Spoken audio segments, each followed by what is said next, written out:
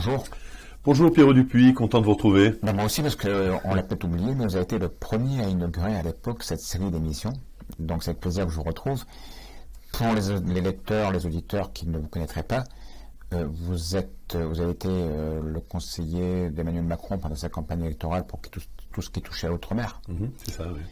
Et vous continuez à vous intéresser à l'outre-mer puisque vous avez créé une association qui s'appelle République et Développement.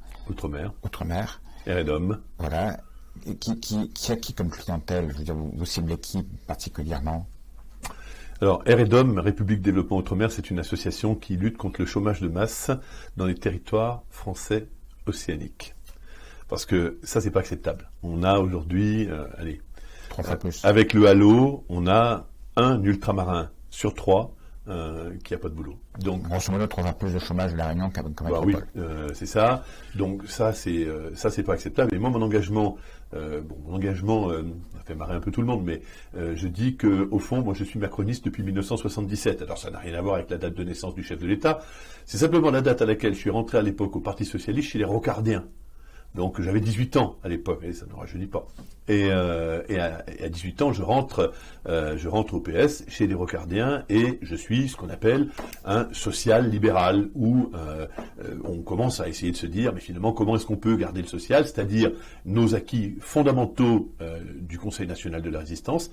On peut les citer, c'est la retraite par répartition et la sécurité sociale. Ça, c'est des biens fondamentaux sur lesquels il faut jamais toucher ça. Ça, pour moi, c'est fondamental et je ne veux pas y toucher. Mais par contre, à l'époque, c'est un peu loin, mais 77, on commence à dire, il ne faut pas nationaliser tout à 100%, mais il faut nationaliser à 50% et laisser les entreprises faire. On oublie qu'à l'époque, on a failli nationaliser tout. Mais oui, d'ailleurs, on est revenu en arrière. C'est finalement, regardez, la doctrine de Rocard qui a repris le poids.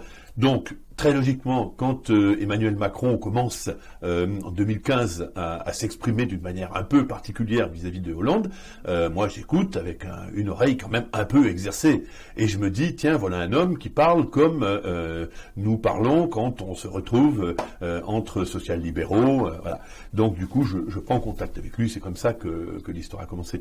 Mais mon attachement est prioritairement un attachement à la social-démocratie. Ça, c'est ça qui me parle. Alors, la social-démocratie, Emmanuel Macron, pourquoi l'outre-mer? L'outre-mer, c'est une longue histoire. D'abord, c'est une histoire d'amour. Je crois que les Outre-mer, c'est toujours une histoire d'amour, parce que sinon, on comprend rien. Il se trouve que mon épouse est une ultramarine, mes enfants sont métis, et vous savez, quand on épouse une femme, on épouse sa famille, et puis dans le cas d'une ultramarine, on épouse... La famille, elle est grande. La famille, elle est drôlement grande, et j'ai appris tellement de choses, et finalement, je me sens bien quand je vais dans les territoires français océaniques. Et franchement, cette distance qui nous sépare, et c'est pas la distance kilométrique qui nous sépare, ce qui nous sépare, c'est la distance d'égalité. C'est juste insupportable. Je peux pas me contenter, je pouvais pas me contenter d'aller en vacances, tremper mon cul dans l'eau quand j'allais dans les territoires de la France océanique. On a très vite des copains, on s'engage, très vite on essaie de comprendre comment les gens vivent, et puis après, allez, on s'engage un peu. Alors mon engagement, ça fait 25 ans. Donc je suis pas tout à fait un perdreau de l'année, mais je le fais franchement, peut-être un peu naïvement, mais avec beaucoup d'amour. Donc, si j'ai bien compris, macroniste de toujours, mais aujourd'hui, si je vous dis que vous êtes un petit peu représentant du patronat, que vous défendez souvent les mêmes thèses qu'eux, est-ce que ça vous choque? Je suis pas choqué. Enfin, chaque fois que je suis assimilé au patronat, ça me va bien. Simplement, le patronat est très bien représenté. Donc, je suis pas représentant du patronat. Enfin, quand je viens ici, je vois les gens du MEDEF, je vois les gens de la CPME, les gens des TPE. Je vois des gens à la Chambre des métiers, Chambre de commerce. Donc, le patronat, c'est un patronat fort bien représenté. Mais simplement, je suis préoccupé, moi, de chômage. Comment voulez-vous être préoccupé de résolution de chômage si vous ne vous intéressez pas à la création et à la santé des entreprises? Donc c'est la raison pour laquelle, effectivement, ma proximité, mon ADN, oui, j'ai un ADN d'entrepreneur, d'économiste, appelez ça comme vous voulez. Je suis pour autant pas le porte-parole, loin s'en faut. Mais on a les mêmes préoccupations, ça c'est vrai. Alors, si vous vous invitez aujourd'hui, c'est parce que vous avez publié récemment dans la presse une tribune, on va dire, assez acerbe, assez critique à l'encontre de la ministre des Outre-mer et de sa politique, notamment en matière économique. Oh, écoutez, d'abord, je n'ai rien contre Madame Girardin. Madame Girardin, c'est une personne extrêmement sympathique, c'est une personne qui est éminemment louable en tout. Bon, voilà. Je pense simplement que ce qu'elle fait n'est pas ce qu'il faut faire. Donc j'ai rien contre elle, mais le travail qui est entrepris depuis 2 ans au ministère des Outre-mer, je ne suis pas en accord avec ce travail, tout du moins pour toute la partie qui est la partie économique. Et je rappelle que vous avez été le conseiller d'Emmanuel Macron pour toute la partie Outre-mer pendant sa campagne. Oui, mais moi je me sens très bien par rapport à ça. Est-ce que je suis macroniste ? La réponse est oui. Alors déjà, faisons une toute petite distinction. Eredom, c'est pas un parti politique. Eredom, c'est une association dans laquelle il y a des gens qui viennent de tout bord politique. C'est donc une association parfaitement apolitique. Mais apolitique, ça ne veut pas dire qu'on n'a pas d'avis. Donc moi, dans mon association, j'ai des gens qui viennent de la France Insoumise, j'ai des gens qui sont pas du tout politisés, j'ai des gens qui viennent des LR, et ils sont très bienvenus. Aucun problème avec ça. Chacun peut absolument avoir sa chapelle quand il est chez Eredom. Mais chacun d'entre nous, quand il s'exprime en dehors de Eredom, question que vous me posez là en ce moment, peut dire, moi je soutiens tel ou tel parti. Donc déjà, ça c'est très important. Me concernant, donc, et à titre personnel, j'ai des convictions qui sont des convictions, comme je vous l'ai expliqué, qui sont social-démocrates, social-libérales, je vais vous dire. Bon, aujourd'hui, le social-libéralisme est incarné par Emmanuel Macron. J'y ai cru et j'y crois toujours. Bon, voilà. Il se trouve que le travail qu'il fait sur le plan politique, la proposition qu'il amène aux Français, l'aspect disruptif qu'il n'hésite pas à mettre en place en France métropolitaine, ça n'arrive pas jusque dans les Outre-mer. Et c'est bien ce qui me contraint à m'exprimer. Notamment pour la partie économique et la partie des aides aux entreprises. Mais oui, évidemment. Regardez les résultats aujourd'hui. Clairement, en métropole, chômage baisse. Le chômage atteint à peu près 8%, donc on est quand même une baisse, c'est pas rien, quoi. Et ici, à La Réunion, statistiques qui viennent d'arriver là, toutes fraîches, on est en train de fabriquer 10 000 emplois de moins. Donc il y a 10 000 personnes qui vont rentrer chez eux sans avoir de boulot. Quand on perd son boulot, franchement, Pierrot Dupuis, on perd sa dignité, en grande partie. On nous enlève l'essentiel, quoi. Donc moi, je suis pas d'accord avec ça. Alors, est-ce que parce que j'ai supporté Emmanuel Macron? Est-ce que parce que je revendique aujourd'hui d'être dans sa ligne politique et que je ne dément pas être dans sa ligne politique, est-ce que pour ces raisons-là, je dois acquiescer à une politique qui, dans les Outre-mer, me semble être une mauvaise politique? Qu'est-ce que vous lui reprochez exactement à Annick Girardin? Annick Girardin, rien. Dans sa politique, qu'est-ce que vous reprochez? Je dis aujourd'hui que nous avions, pendant la campagne, défini une feuille de route. Le président de la République a dit, la feuille de route, c'est le développement des filières économiques. Le développement des filières économiques, ça veut dire quoi? Ça veut dire que lorsqu'une entreprise existe dans un domaine, elle n'a pas à se préoccuper de créer son amont et son aval.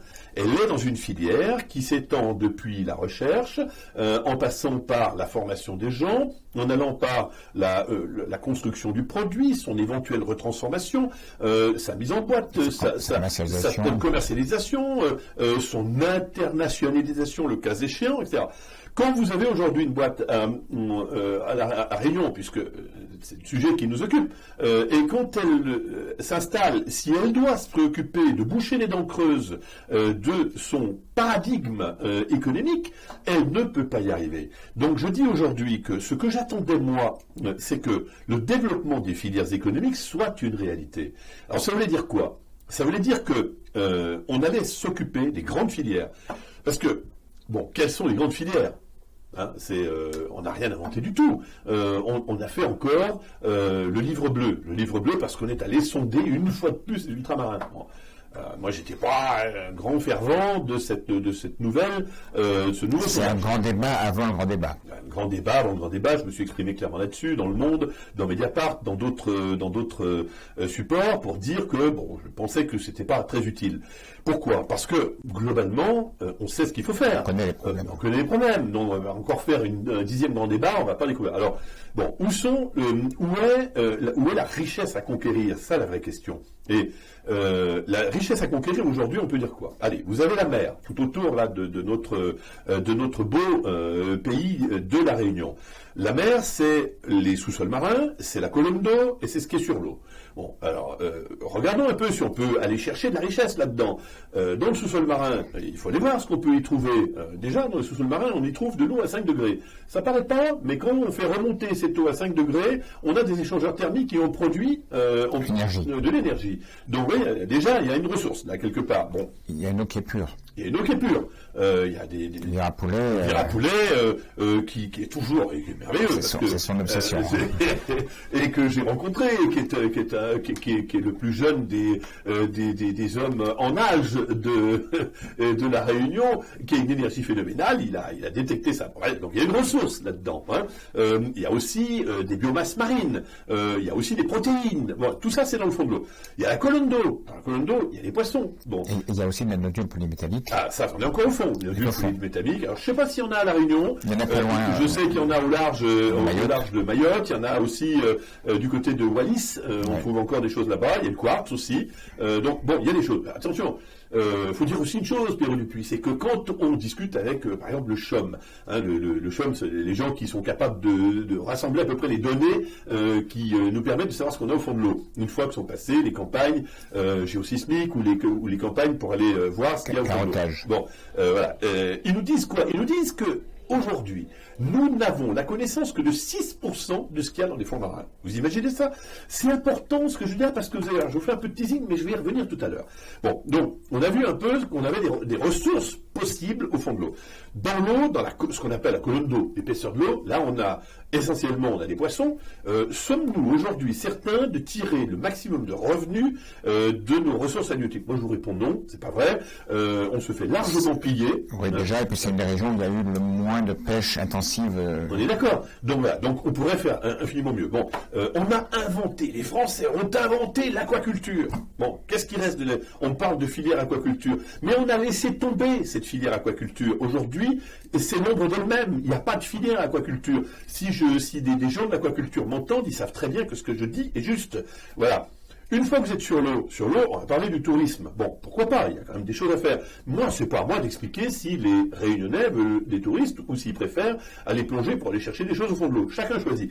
Mais bon, il y a probablement des ressources à conquérir encore, des richesses à conquérir. Il n'y a pas de ça. Il y a peut-être à conquérir la mer avec les requins aussi. Alors, c'est un problème assez fort à la Réunion. On parlera peut-être de la Ciguatera, on parlera de Saint-Leu, on parlera, si vous le souhaitez, aussi du parc marin. Bon, d'accord. Mais ce que je veux dire, c'est que quand on est sur l'eau, on pense au tourisme. Je ne vais pas l'écarter. Mais je voudrais dire qu'il y a autre chose sur l'eau. Sur l'eau, vous avez aussi des bateaux qui se baladent. Donc ces bateaux qui sont là, soit des bateaux de la marine marchande, soit des bateaux de la marine nationale. Bateaux de la marine nationale. Vous avez aujourd'hui ces bateaux qui vont en carénage à Maurice. Parce que nous n'avons pas, ou à Madagascar, parce que nous n'avons pas aujourd'hui à La Réunion, qui est une île dont le moins qu'on puisse dire, c'est qu'elle a de très grandes compétences sur le plan technique, avec des entreprises qui ont un vrai savoir-faire. Et nous n'avons pas aujourd'hui de dock flottant. Alors on est en train de discuter avec les chantiers Périou qui sont, j'espère, en train de s'installer, qui vont peut-être trouver des solutions. Mais on voit bien que là, il y a encore une reprise importante. Le dock flottant, comme ça, quand on en parle et on s'approche des chiffres, ça pourrait quasiment créer 200 emplois. C'est quand même pas mal, vous voyez. Et puis, ça crée des emplois directs, puis ça crée de la compétence, et cette compétence, elle fait école avec d'autres gens qui vont pouvoir s'installer tout autour. Donc, on voit qu'il y a encore des reprises d'économie possibles. Bon. Il y a cette marine marchande. Moi, je voudrais vous en parler un peu. La marine marchande, qu'est-ce que c'est ? La Réunion est placée aujourd'hui sur l'axe Indo-Pacifique. Et ça, je le regarde de très près. Pourquoi ? Nous avons aujourd'hui clairement un péril chinois. soyons clairs, nous avons un péril chinois, je n'ai pas aujourd'hui d'autres mots à vous dire, je pense que beaucoup d'autres identifiés. Les Chinois aujourd'hui sont largement en train de prendre position en Afrique, très largement. Les routes de la soie. Les nouvelles routes de la soie avec ces perles, ils sont déjà présents dans 63 pays, c'est énorme, vous voyez. Quand ils arrivent, les Chinois, avec des moyens financiers colossaux, qu'est-ce qu'ils font? Ils construisent des routes, ils construisent des autoroutes, ils construisent des ports, etc. Mais attention, ils ne le font pas gratuitement. Et ils mettent les pays dans lesquels ils arrivent en situation d'avoir avec eux une dette considérable qui fait que quasiment ces pays sont en asservissement avec la Chine. Donc il faut être aujourd'hui prudent. Nous avons aujourd'hui, nous, cette merveilleuse capacité d'avoir une présence française dans la totalité des océans, 11 millions de kilomètres carrés. On parlera encore tout à l'heure de ça. Je lève une partie de mon teasing là. On voit bien qu'on ne peut pas aujourd'hui passer à côté de cette route de la soie. Or, aujourd'hui, la Réunion passe à côté de la route de la soie. Aujourd'hui, ça ne passe pas par chez nous. Donc nous sommes en train aujourd'hui de passer à côté du trafic, c'est-à-dire de la richesse. Sincèrement, Pierrot Dupuis, est-ce que vous pensez que la Réunion, avec bientôt 1 million d'habitants, je grossis le trait volontairement, 880 000 au dernier recensement, quelque chose comme ça, est-ce que la Réunion a les moyens aujourd'hui de faire son développement économique international? Je vous réponds non. Ça, c'est la France tout entière qui doit se mobiliser pour pouvoir aider ces territoires français océaniques à prendre ces fameuses parts de marché. Et aujourd'hui, c'est ce que moi, j'attendais du ministère des Outre-mer, qu'il se mobilise sur ces grands sujets, sur les grands sujets économiques. Et c'est ça ma déception. Ma déception, elle est considérable. Elle est considérable, ma déception, non pas du chef de l'État. Je peux vous dire encore qu'il est complètement acquis à l'idée du développement des filières économiques. Mais je ne comprends pas pourquoi le ministère des Outre-mer ne s'empare pas de ce qui est une feuille de route qui est claire pour pouvoir développer ces filières économiques. Mais quelque part, par ricochet, c'est quand même une critique d'Emmanuel Macron, parce que c'est quand même lui qui a mis Annick Girardin en place et c'est quand même lui qui la conserve. Écoutez, le président de la République, qu'est-ce que c'est que la vie du président de la République, Pierre Dupuis? C'est les gilets jaunes. C'est les affaires, la terrible affaire Benalla qui clairement a pourri le quinquennat. Mais c'est aussi les vraies affaires, c'est-à-dire la nécessité peut-être de faire évoluer le cadre constitutionnel de la nation. C'est aussi la bagarre que le président de la République mène victorieusement avec l'Allemagne.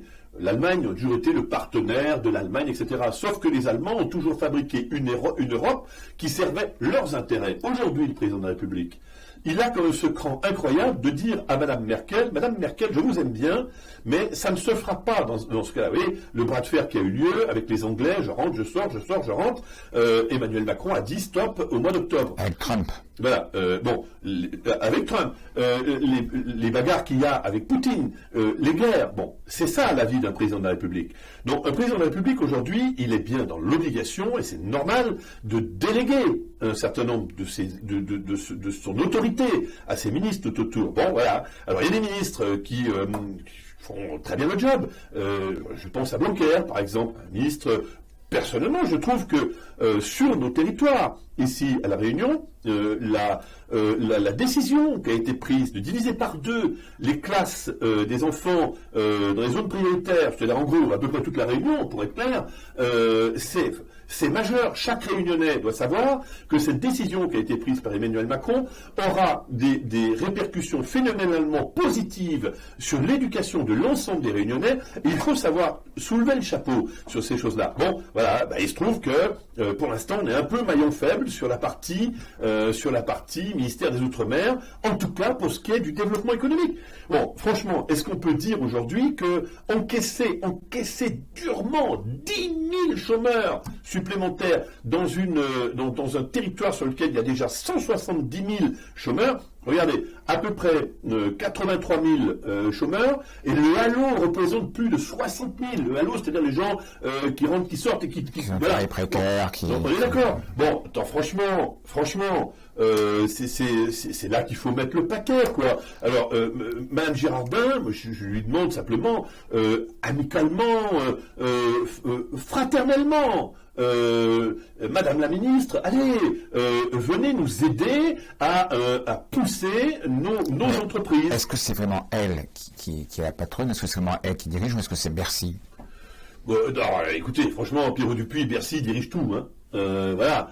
Donc, le ministère des Outre-mer est pas moins... Quelle est sa marge de manœuvre à elle? Pas plus que celle de Blanquer, fondamentalement, mais pas moins. Mais pas moins. Non, je crois que, d'ailleurs, c'est un d'arbitrage qu'elle a remporté. Enfin, je veux pas noircir le trait. Mais quand elle vient à la réunion, qu'elle lance un certain nombre de mesures, et puis qu'après elle rentre, et manifestement, parce qu'elle a beau raconter, mais on sent bien qu'elle se fait désavouer, et que on ne la suit pas, et que tout ce qu'elle a annoncé tombe à l'eau.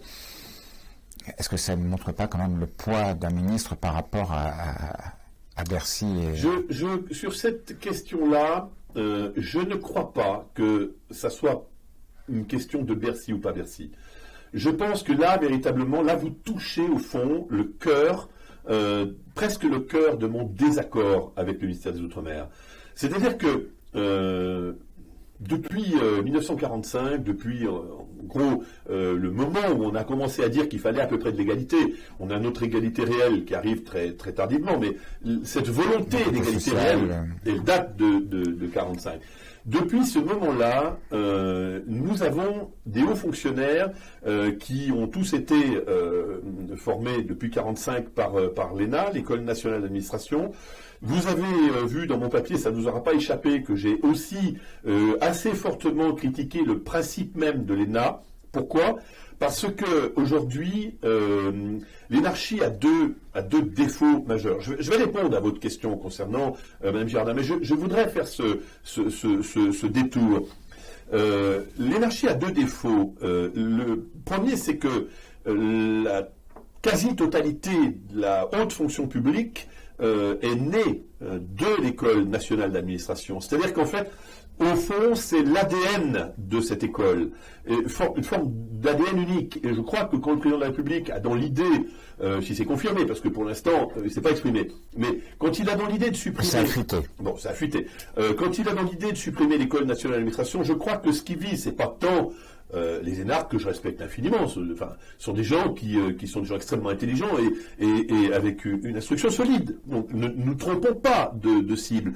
Mais ce qu'ils visent plutôt, c'est le manque d'hétérogénéité de la fonction publique. C'est trop homogène, ça. Il faut être plus hétérogène. Il faut avoir des gens qui viennent d'autres universités françaises. Le plateau de Saclay forme des gens très bien. D'autres milieux sociaux. D'autres milieux sociaux, mais aussi peut-être des gens qui sont allés se former au MIT, des gens qui sont allés se former au CEU, etc. Des gens qui ont touché au privé. Voilà, des gens qui ont touché au privé. Et c'est ça. Et alors, moi, ce que je remarque, c'est les énarques. Ils ne parlent pas beaucoup à ceux qui ne sont pas énarques. Franchement, bon, allez, tout le monde connaît parfois mon verbe un peu déplacé. Alors je vais être un peu déplacé, mais quand je suis parfois dans mon discours, quand j'explique ce qu'est le ressenti d'un patron dans les Outre-mer, comment ça fait mal, comment un type, le 25 du mois, quand il a 3-4 salariés, il n'a pas les ronds pour aller faire le salaire et que ça va lui bouffer l'estomac pendant 8 jours. Lui, il est sûr déjà qu'il ne se paye pas, mais il n'est même pas certain qu'il va arriver à payer ses gens en temps et en heure, et que j'essaie de dire où sont les pistes pour qu'on puisse améliorer. Je tombe en face de gens, d'énarques, franchement... C'est comme si on parle des Chinois. Ah, mais c'est pire que ça. Mais franchement, moi, ils me prennent pour un con. Les gens vous regardent comme ça parce que vous ne pensez pas comme eux. Il faut arrêter. Leur salaire à eux, ils tombent à date fixe. Alors, pas de souci, voilà. Donc, bon, voilà des gens à 25 ans, ils ont chopé un diplôme. Ils sont à peu près certains que la petite rosette rouge, au bout de 25 ans de service, elle va tomber de manière quasiment automatique. Il n'y a jamais d'emmerdement au niveau des salaires. Il n'y a pas de fin de mois difficile. Et en plus, on vous prend pour un âne. Donc, alors que vous avez cette expérience, parce que vous l'avez vécu dans votre chair, vous avez monté votre boîte, Pierrot Dupuis. Moi, je me rappelle discuter avec vous il y a 2 ans en arrière, et en dehors de ce plateau, vous vous essuyez le front en sachant, en se disant comment je vais faire, etc. Toujours. Voilà. Donc bon, il était nécessaire effectivement d'évoluer dans ce sens-là. Et dans les territoires d'outre-mer, nos dirigeants, qui sont souvent issus de l'ENA, à la fois les politiques, c'est un peu le problème de la consanguinité. Vous avez les politiques qui sont issus de l'ENA, et vous avez également la haute fonction publique qui est issue de l'ENA. Vous avez les deux, l'administration et le politique. Normalement, il faudrait que tout ça, ça soit un peu divergent. Or, ça n'est pas divergent. Donc, on se retrouve dans une situation, et des gens qui ont cette pensée unique. Et comme ils détiennent tous les leviers, leur pensée, elle n'est pas unique, elle est magique. La parole de l'énarque est une parole magique. Quand il a dit, il a dit.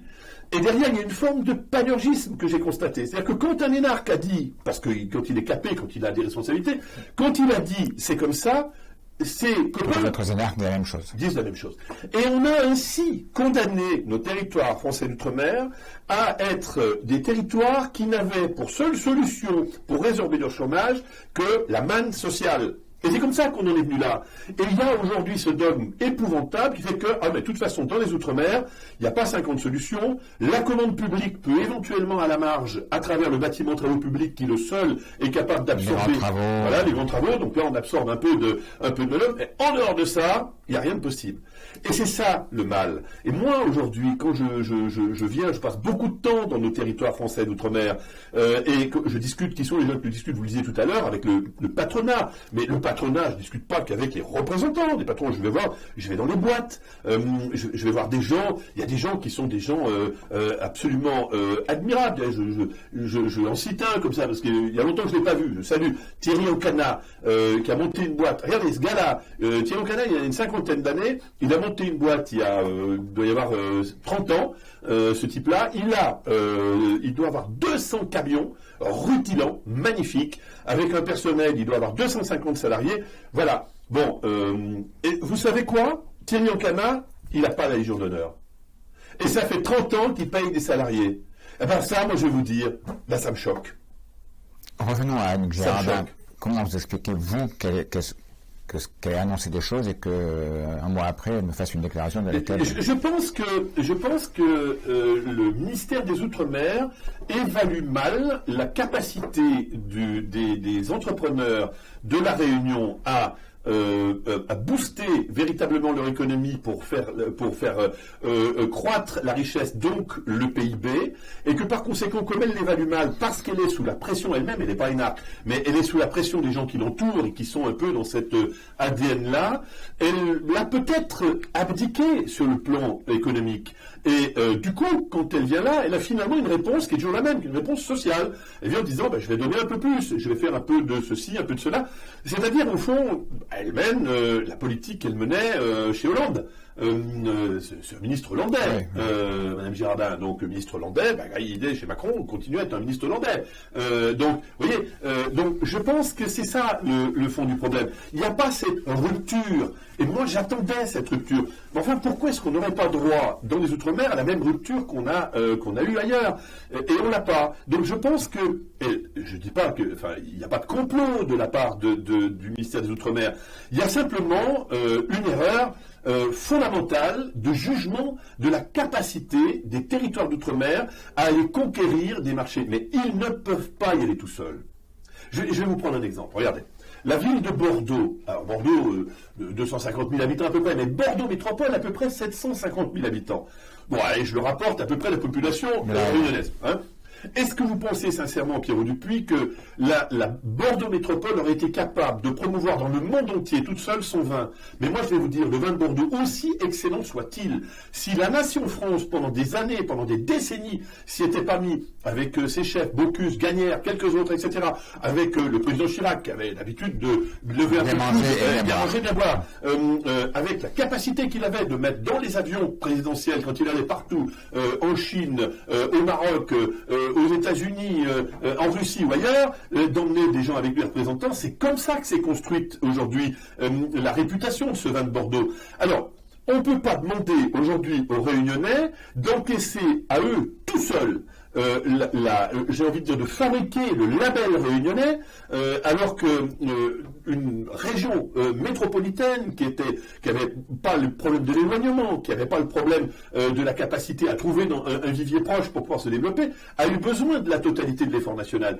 Donc quand on parle de développement des filières économiques, c'est de ça dont on parle. Vous voyez, Madame Girardin, je lui suggère ça en lui disant, écoutez, quand le président de la République va au Kenya, ou quand il va en tout cas en Afrique, qui est l'Afrique un des premiers marchés potentiels de la Réunion, 54 pays, c'est pas rien, ou avec des pays francophones, on n'a pas de difficulté pour se parler, pour se comprendre. L'Inde, on a quand même une population magnifique aujourd'hui à la Réunion, avec une origine d'Inde, donc est très riche. Vous voyez, c'est la richesse de la Réunion, ça. Donc c'est la richesse de la France.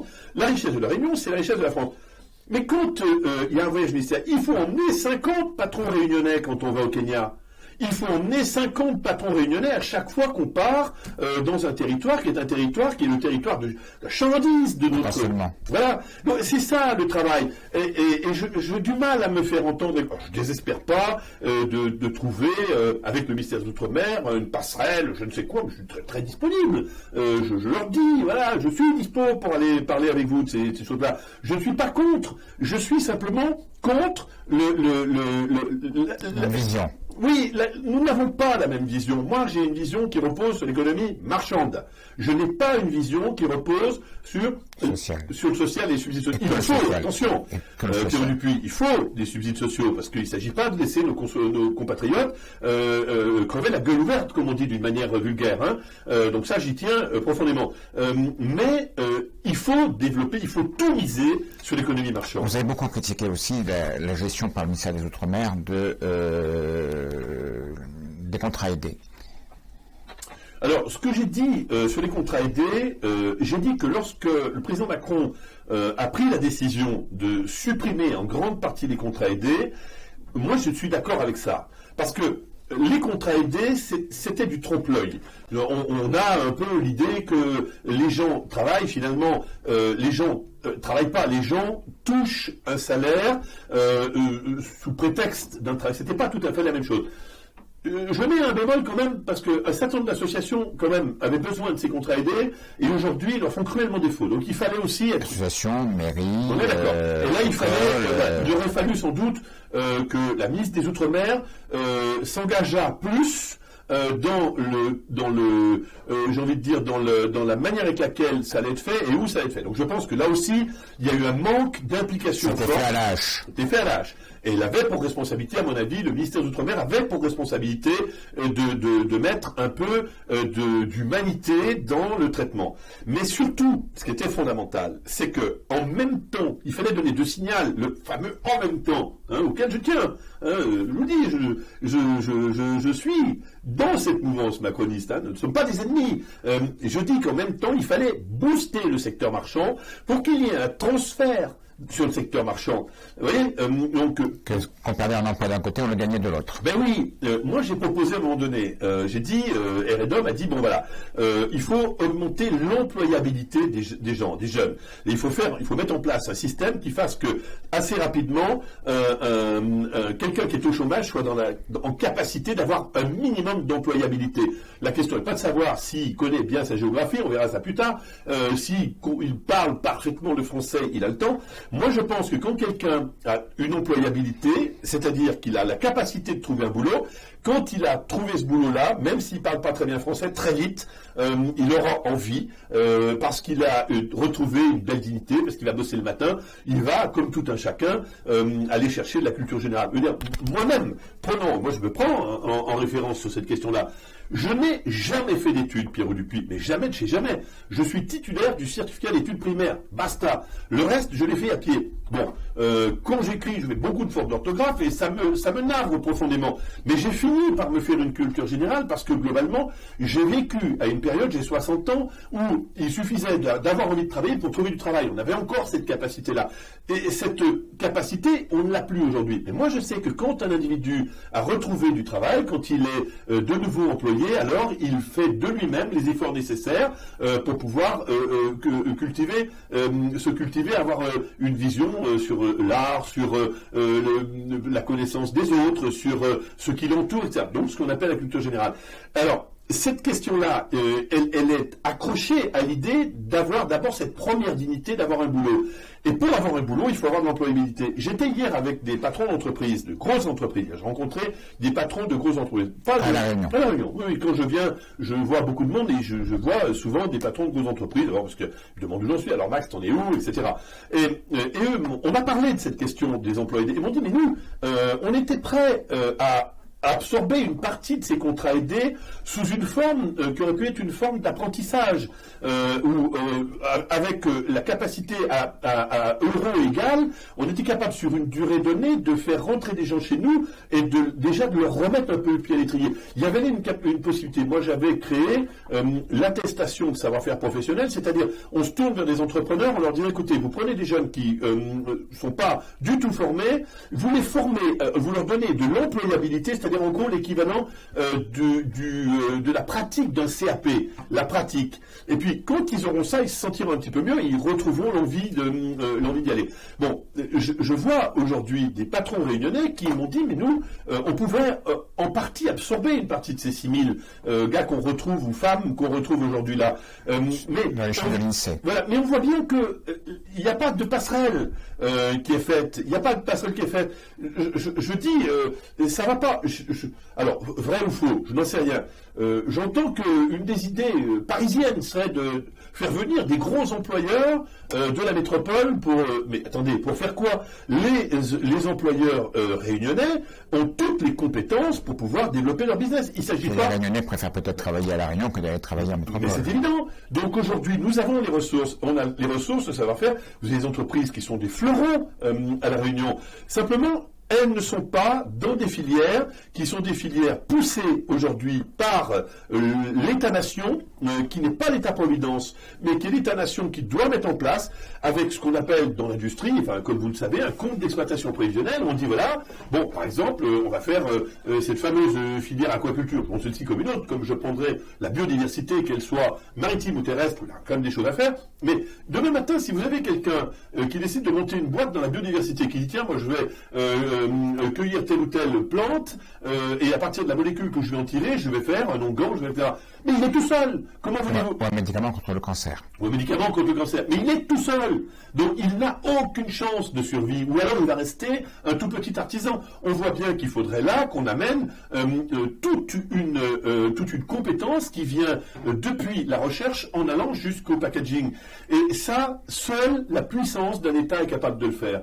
Et il y a aussi quelque chose qui m'agace encore plus, c'est que le travail qu'on serait capable de faire à La Réunion, il a une capacité interterritoriale. Ce que nous serions capables de développer à La Réunion est tout à fait attrapable par des gens qui vivent en Nouvelle-Calédonie ou par exemple dans les Antilles. Donc il y a en plus une capacité d'échelle qu'on pourrait mettre en place. Et ça, clairement, ça n'est pas envisagé. Ce qui m'a mis un peu en rogne, ça a été quand j'ai vu le résultat du livre bleu. Bon, là, on a fait encore une grand-messe pour faire venir les lauréats. Bon, alors, qui a coûté très cher. Bon, je ne m'exprimerai pas sur le montant. À la Tour Eiffel, le restaurant à la Tour Eiffel, quand on sait ce que ça coûte. Je ne veux pas entrer là. Je vous laisse ce propos. Vous êtes journaliste et je vous laisse ce propos. Moi, je dis simplement que nous avons une vingtaine de lauréats. Je suis très content pour eux. Hein. Ces lauréats qui vont avoir un peu d'argent pour pouvoir démarrer leur affaire. Mais franchement, Pierrot Dupuis,